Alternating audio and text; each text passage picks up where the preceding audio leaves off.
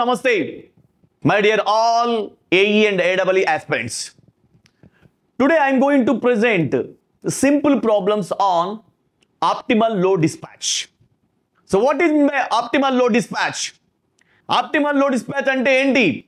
Which means allocation of the load demand among all available generating units in such a way that the total cost of power generation should become minimum. Optimal load dispatch ante మనకు అందుబాటులో ఉన్న అన్ని జనరేటర్స్కి మనం load demand ఎలా distribute చేయాలంటే ఓవరాల్గా power generation cost అనేది minimum అవ్వాలి. అంటే పవర్ జనరేషన్ కాస్ట్ మినిమం అయ్యేటట్లుగా మరి జనరేటర్స్ కనుక మనం లోడ్ డిమాండ్ని డిస్పాచ్ చేయగలిగితే దాన్నే ఆప్టిమల్ లోడ్ డిస్పాచ్ అంటాం. జనరల్గా మీకు పవర్ సిస్టమ్ అనాలిసిస్లో మనకి రెండు కేసెస్ ఉన్నాయి. Optimal load dispatch when losses are neglected and optimal load dispatch when losses are considered. ఈ రోజు మనం లాసెస్ నెగ్లెక్ట్ చేసిన కేసులో ఒక సింపుల్ ప్రాబ్లమ్స్ ఒక 3 ప్రాబ్లమ్స్ మనం సాల్వ్ చేస్తున్నాం. సో నెక్స్ట్ సెషన్లో మరొక మోడల్ మనం కవర్ చేస్తాం. ఈ సెషన్లో మనం ప్యూర్గా డీల్ చేస్తుంది ఏంటంటే optimal load dispatch when losses are neglected. So see the question number 1 here. The cost function of a 50 megawatt generator is given by CI is equal to 225 plus 53 PI plus 0.02 PI square rupees per hour. If the 100% loading is applied on the unit, the incremental IFC means incremental fuel cost of ith unit. ఇక్కడ మనకి క్లియర్గా ప్రాబ్లంలో ఇవ్వడం జరిగింది. So generation capacity of the generator ఇవ్వడం జరిగింది. అంటే maximum generation అంటే ఆ జనరేటర్ మ్యాక్సిమం ఎంత పవర్ జనరేట్ అవుతుంది 50 megawatt. So capacity of generator is clearly mentioned as simply it's P1 is equal to what here simply P1 P is equal to so Pg1 is equal to 50 megawatt. ఇక్కడ మనకు cost function క్లియర్గా ఇవ్వడం జరిగింది. Cost function so cost is mention in terms of general rupees per hour. 1 అవర్లో ఎంత fuel cost అవుతుంది ఏదనమాట. So C I is equal to 225 plus 53 pi.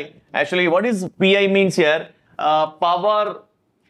Power generation of the ith unit. So P I 53 P I plus 0.02 P I square. ఇక్కడ చూడండి, చూడండి మనకి cost function ఇచ్చాడు. ఇది రూపీస్ పర్ అవర్ లో ఇవ్వడం జరిగింది. మనకు ఇంక్రిమెంటల్ ఫ్యూయల్ కాస్ట్ కావాలి. My dear friends, incremental fuel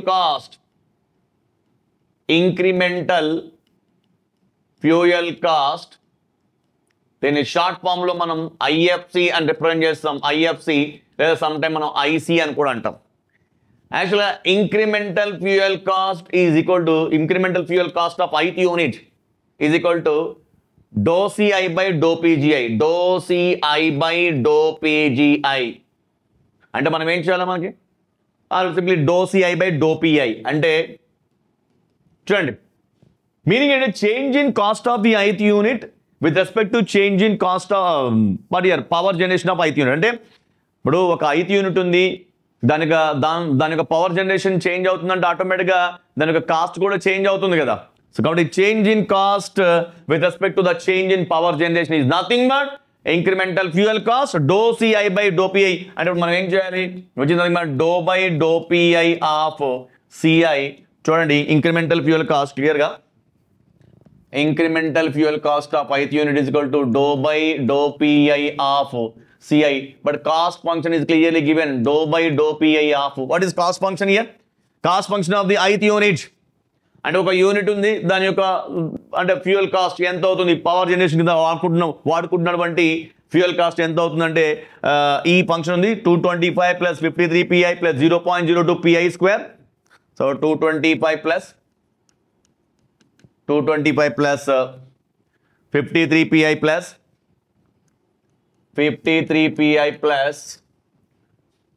0.02 P I square 0.02 PI square rupees ఇది పర్ అవర్.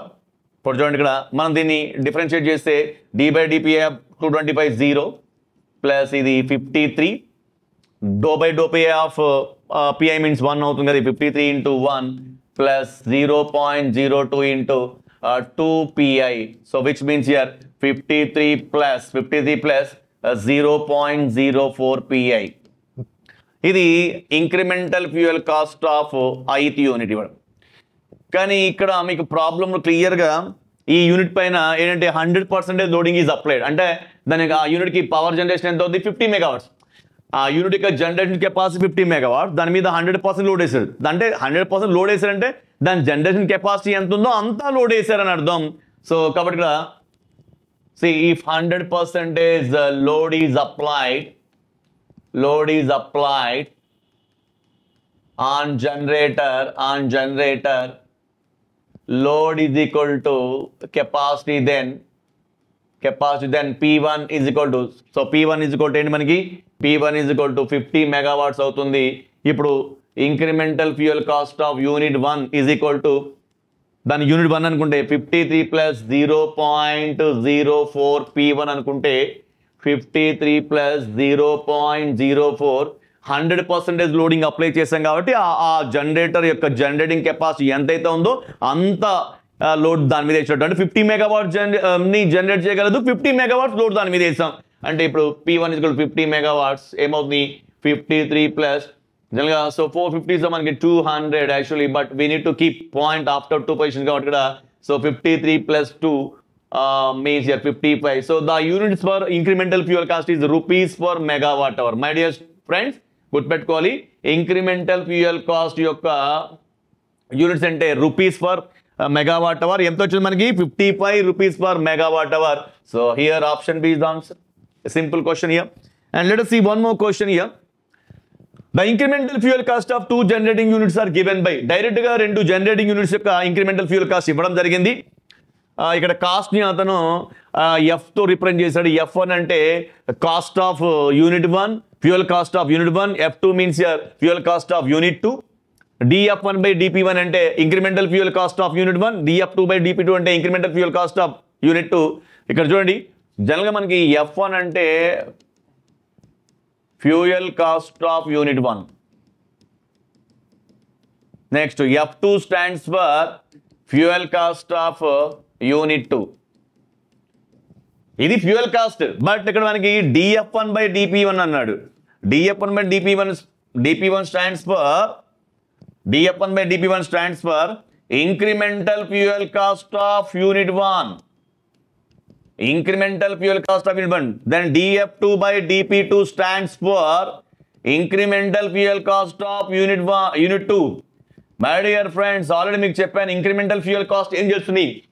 నువ్వు ఏదన్నా ఒక యూనిట్ తోటి పవర్ జనరేషన్ ఇంక్రీజ్ చేసావు అనుకోండి, సో ఆటోమేటికల్గా దాని యొక్క అది ఎక్కువ ఫ్యూయల్ కన్జ్యూమ్ చేసుకుంటే దాని యొక్క పవర్ జనరేషన్ కాస్ట్ కూడా పెరుగుతుంది. ఇప్పుడు ఒక జనరేటర్ ఉంది, దాంతో తక్కువ నెంబర్ ఆఫ్ యూనిట్ జనరేట్ చేస్తే జనరేటర్ కాస్ట్ తక్కువ ఉంటుంది.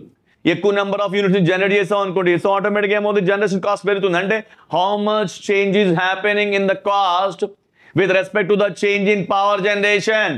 పవర్ జనరేషన్తో పాటుగా కాస్ట్లో ఎంత చేంజ్ చేస్తుందో చెప్పే పారామీటర్ మనకి incremental fuel cost, which is nothing but DC by DPG లేదా DF by DP ఏదైనా సూచించవచ్చు.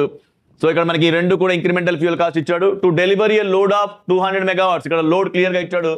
లోడ్ డిమాండ్ వచ్చేసి PDM ఈజ్ ఈక్వల్ టు ఎంత? 200 మెగావాట్స్ ఫర్ ఆప్టిమల్. యాక్చువల్గా మనకి ఇక్కడ 2 యూనిట్స్ ఉన్నాయమ్మా. ఇది యూనిట్ 1, ఇది వచ్చేసి యూనిట్ 2. రెండు కలిసి ఇక్కడ కంబైన్డ్గా లోడ్ని సప్లై చేస్తున్నాయి. ఎంత లోడ్ని సప్లై చేయాలంటే 200 మెగావాట్స్. ఈ 200 మెగావాట్స్లో యూనిట్ 1 ఎంత షేర్ చేసుకుంది, మరి యూనిట్ 2 ఎంత షేర్ చేసుకుందో కనుక్కుందాం. చూడండి, here clearly mention loss are neglected. For optimal load dispatch when loss are neglected what must be the condition. అంటే మనం ఆప్టిమల్ లోడ్ డిస్పాచ్ చేస్తున్నప్పుడు లాసెస్ని కన్సిడర్ చేయని కేసులో కండిషన్ ఏంటంటే అన్ని జనరేటింగ్ యూనిట్స్ కూడా ఒకే ఇంక్రిమెంటల్ ఫ్యూయల్ కాస్ట్ ఉండాలి. So first of all I'm clearly mentioning here for optimal load dispatch,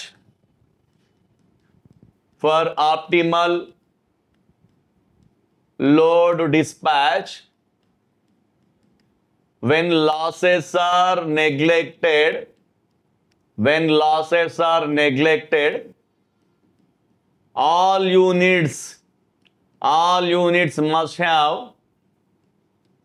same incremental fuel cost, same IFC, same incremental fuel cost. So my dear friends, ఈ condition మనం ఇక్కడ impose చేస్తున్నాం ఇక్కడ. అంటే ఇప్పుడు optimal load dispatch చేయాలంటే incremental fuel cost of unit 1 incremental fuel cost of unit 2 equal గా ఉండాలి. So for optimal load dispatch, ఇది ఏ కేసు అమ్మా? లాసెస్ నెగ్లెక్ట్ అయిన కేసు. లాసెస్ మనం పట్టించుకోవట్లేదు ఇక్కడ. Losses are neglected. లాసెస్ లేవు అనుకుంటే ఎంత పవర్ అయితే జనరేట్ అవుతుందో అంత పవర్ డెలివర్ చేయబడుతుంది అని అనుకున్నట్లయితే ఇక్కడ కండిషన్ ఏంటి? Incremental fuel cost of unit 1 అనేది incremental fuel cost of unit 2 equal గా ఉండాలి. అంటే మనకి dF1 by dP1 must be equal to dF2 by dP2. My dear friends, ఇక్కడ క్లియర్ చూడండి, రెండు యూనిట్స్ పవర్ని జనరేట్ చేసి ఇంత లోడ్ డిమాండ్ సప్లై చేయాలి. అంటే ఖచ్చితంగా P1 ప్లస్ P2 అంటే ఈ రెండు షేర్ చేసుకుంటున్న లోడ్ ఏదైతే ఉందో ఈ రెండు జనరేట్ చేసిన పవర్ని కలిపితే అంటే P1 ప్లస్ P2 ఖచ్చితంగా ఏమవ్వాలి? మనకి PD అవ్వాలి.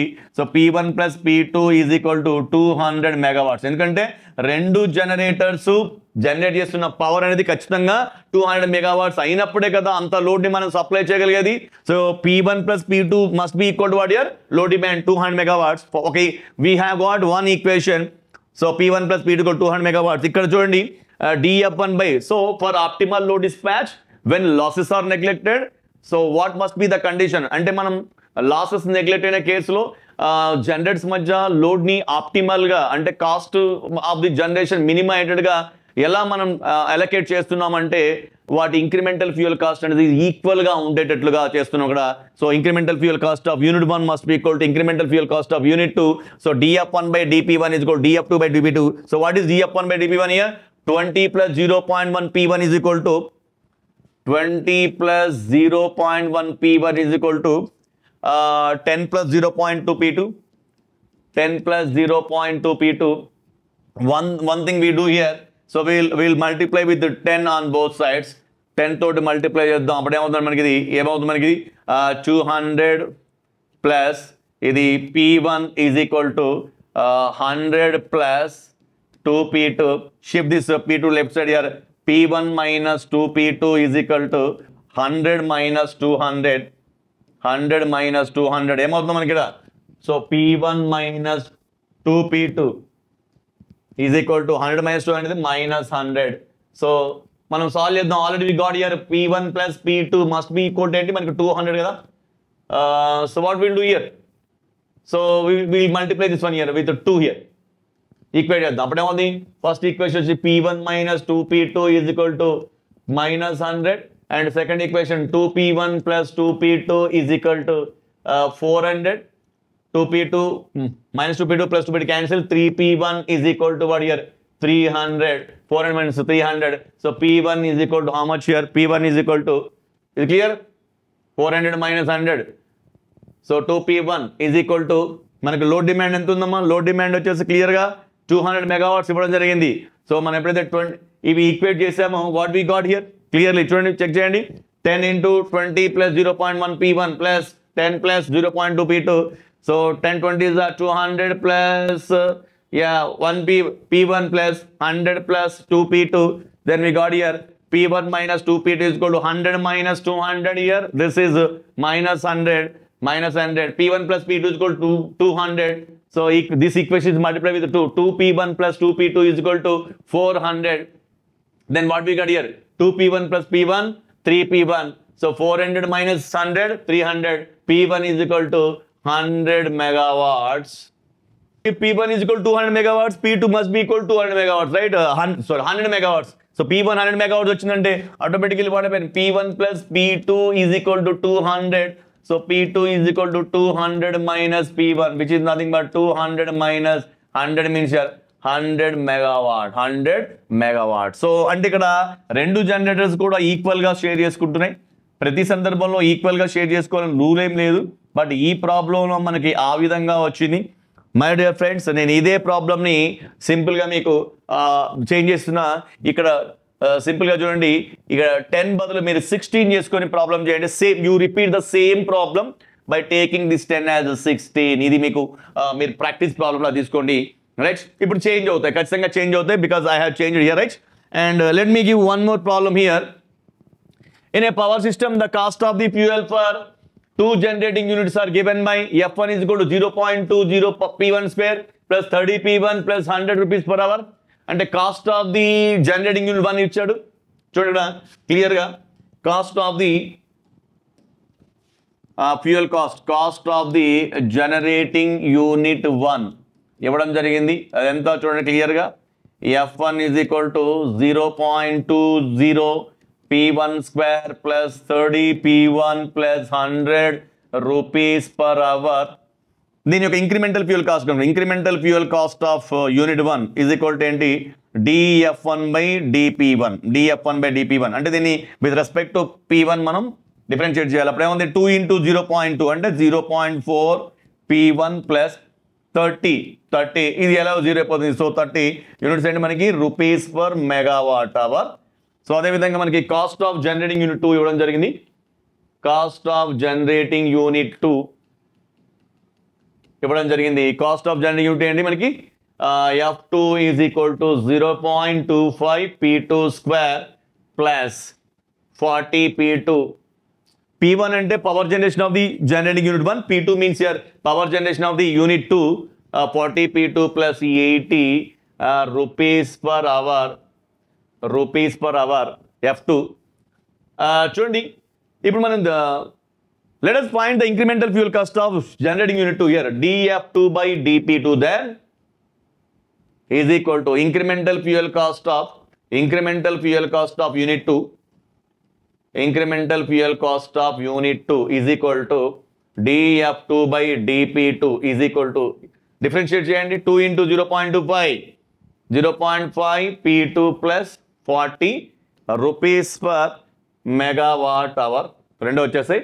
ఇక్కడ ఏంటంటే అయితే ఇక్కడ క్లియర్గా ఈ ప్రాబ్లంలో మనకి కొత్తగా అబ్జర్వ్ చేస్తుందంటే రెండు జనరేటింగ్ యూనిట్స్ కూడా జనరేటింగ్ లిమిట్స్ ఇవ్వడం జరిగింది. అంటే మొదటి యూనిట్ జనరేట్ చేసిన పవర్ ఖచ్చితంగా 20 మెగావాట్స్కి 80 మెగావాట్స్కి మధ్యలో ఉండాలి ఖచ్చితంగా. అంటే మినిమం అది 20 మెగావాట్స్ కన్నా దాని పవర్ యూనిట్ తక్కువ ఉండకూడదు, 80 మెగావాట్స్ కన్నా ఎక్కువ ఉండకూడదు. అదే per unit 2 what is the generating limit means per unit 2 the minimum power should not be less than 40 megawatt, the maximum power should not be greater than 200 megawatts. అంటే power generating unit 1కి మాత్రం అది generating power 20 megawatts 80 మెగావాట్స్లో ఉండాలి. Power generating unit మాత్రం generation వచ్చేసి 40 megawatts 200 megawatts ఉండాలి. ఒకవేళ అలా వైలేట్ అయ్యాయి అనుకోండి మనం అడ్జస్ట్ చేయాల్సి ఉంటుంది. చూద్దాం చూడండి ఇక్కడ anyway for optimal load dispatch ఇక్కడ లోడ్ డిమాండ్ క్లియర్గా ఇవ్వడం జరిగింది. లోడ్ డిమాండ్ వచ్చి 130 megawatts. So PD is equal to 130 megawatts, which stands for here P1 plus P2 must be equal to PD, which means here P1 plus P2 is equal to 130 megawatts. This is equation number 1. But for optimal load dispatch,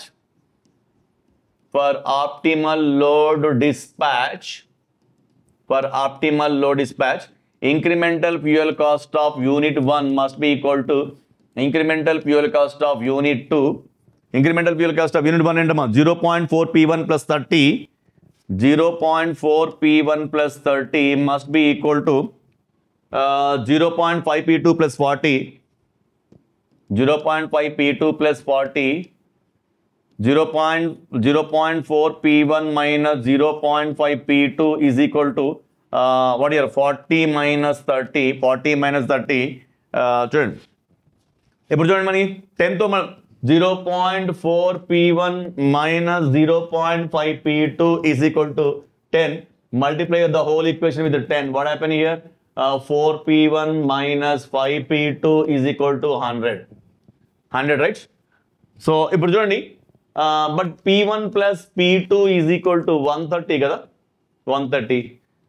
Multiply this equation with 4. What happened here? First this equation is as well 4 P1 minus 5 P2 is equal to 100, and this equation is 4 P1 plus 4 P2 is equal to 520. You just subtract here. What happened here? Minus 4 P. So it is minus 9 P2 is equal to it is minus 420 minus cancel here. P2 is equal to 420 by 9. How much you will get here? It is from a 46.67 megawatts P2. Then P1 is equal to P1 is equal to, it is 130 minus P2 means here 130 minus P2 is equal to 46.67 means here we'll get here 83.33 megawatts. My dear friends, ఇక్కడ మీరు జాగ్రత్తగా చూడండి, generating unit 1 కి unit limits ఏమి ఇచ్చాడు, 80 దాటకూడదు కానీ ఇక్కడ 83 వచ్చింది. అంటే జనరేటర్ 1 తోటి మా అంటే మనం మాక్సిమం 80 మెగావాట్ జనరేట్ చేయగలం. కానీ ఇక్కడ మనకేమొచ్చింది రూల్ ఇక్కడ షేరింగ్ లో మాత్రం జనరేటర్ 1 వచ్చి 83.33 మెగావాట్స్ తీసుకోవాలని వచ్చింది. కానీ అది 83.33 మెగావాట్ తీసుకోలేదు, మాక్సిమం 80 తీసుకోకూడదు. అప్పుడు ఏం చేస్తామంటే ఇప్పుడు P1 ని అది జనరేటర్ 1 ని అది తీసుకోగలిగినటువంటి మాక్సిమం లోడ్ ఎంత, 80 మెగావాట్స్ తీసుకుంటే ఇప్పుడు P130లో 80 మెగావాట్స్ జనరేటర్ 1 తీసుకుంటే మరి జనరేటర్ 2 ఎంత తీసుకుంటుంది, 50 మెగావాట్స్. ఎందుకంటే అప్పుడే కదా 80 + 50 130 మెగావాట్ లేదు. అంటే ఇప్పుడు ఆప్టిమమ్ లోడ్ షెడ్యూలింగ్ ఒకవేళ జనరేటింగ్ లిమిట్స్ ఇవ్వకపోతే ఇవే answer. P1 = 83.33 megawatts. P2 generating limits ఇచ్చాడు కాబట్టి మనకు వచ్చిన వాల్యూస్ ఆ లిమిట్స్ లో ఉన్నాయో లేదో చూసుకోవాలి. చూసుకుంటే మరి P1 ఏమో ఇక్కడ 83.33 మెగావాట్స్ వచ్చింది, కానీ ఇది ఇక్కడ వైలేట్ అయింది. యాక్చువల్గా P1 జనరేట్ చేయగలిగిన మాక్సిమం పవర్ 80 మెగావాట్స్ కాబట్టి 83.33 మెగావాట్స్ లోడ్ని జనరేటర్ 1 పై వేయలేము. కాబట్టి దానిపైన మాక్సిమం వేసేద్దాం, 80 మెగావాట్స్ వేస్తే ఇక మిగిలిన లోడ్ని మనం జనరేటర్ 2కి ఇవ్వాలి, అది 50 మెగావాట్స్ జనరేట్ చేస్తుంది. ఇప్పుడు జనరేటర్ 2 యొక్క లిమిట్ చూడండి, ఎస్ జనరేటర్ 2కి వచ్చి 40 నుంచి 200 50 మెగావాట్ దీంట్లోనే ఉంటుంది కాబట్టి అదేం వైలేట్ అవ్వలేదు. సో ఈ కేసులో జనరేటర్ 1 షేర్ చేసుకుంటున్న లోడ్ వచ్చేసి 80 మెగావాట్స్, 2 షేర్ చేసుకున్న లోడ్ వచ్చి 50 megawatts. So that's it. So my dear friends, next సెషన్లో మరి optimal load dispatch when losses are considered case తోటి మీ ముందుకు వస్తాను. సో ఈ ప్రాబ్లమ్స్ని ఒకసారి మీరు go through them and get a good practice. I wish you good luck and very all the best. This is your ANR sir. Thank you very much.